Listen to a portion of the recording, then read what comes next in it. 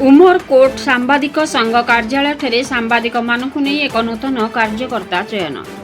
नवरंगपुर जिला उमरकोट सांबादिक संघ कार्यालय सांबादिक मानक नहीं एक नूतन कार्यकर्ता चयन अनुष्ठित हो जाइछि। नुआ वर्ष रे नुआ कमिटी सभापति संपादक चयन कराजिबाकु निष्पत्ति नियाଯାଇथिबारु सांबादिक माने खुशी व्यक्त करथिले।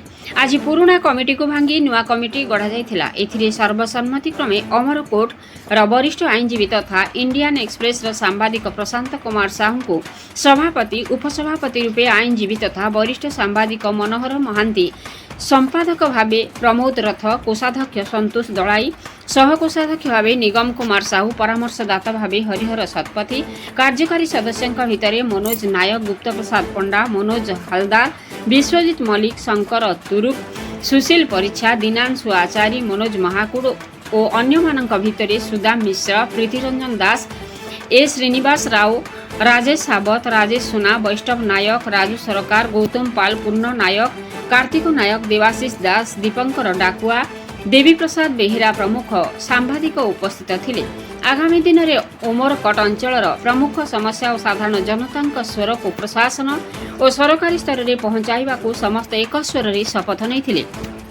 खबर संग्रह समय सांबादिकों को जदि प्रशासनिक अधिकारी आक्रोशर शिकार होगाक पड़े तेबे तुरंत संघ यह आईनगत कार्यानुष्ठान नेब बोली सभापति निजर मत व्यक्त करथिले। नवरंगपुर जिल्लारू रविनारायण महांती रिपोर्ट मसीहा न्यूज। आज सामाजिक संघ कार्यालय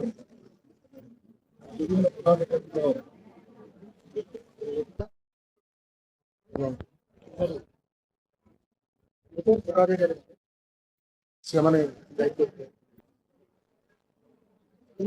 परिप्रेक्षी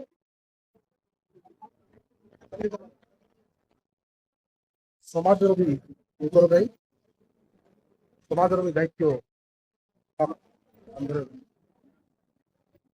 प्रत्येक समाज को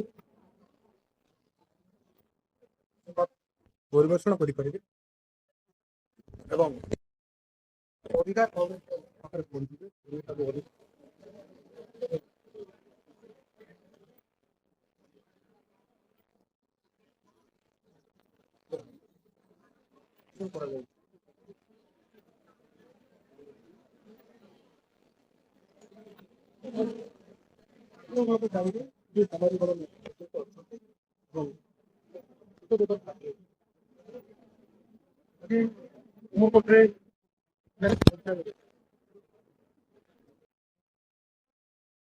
भाईचारा को भाव में रही संघ आगामी दिन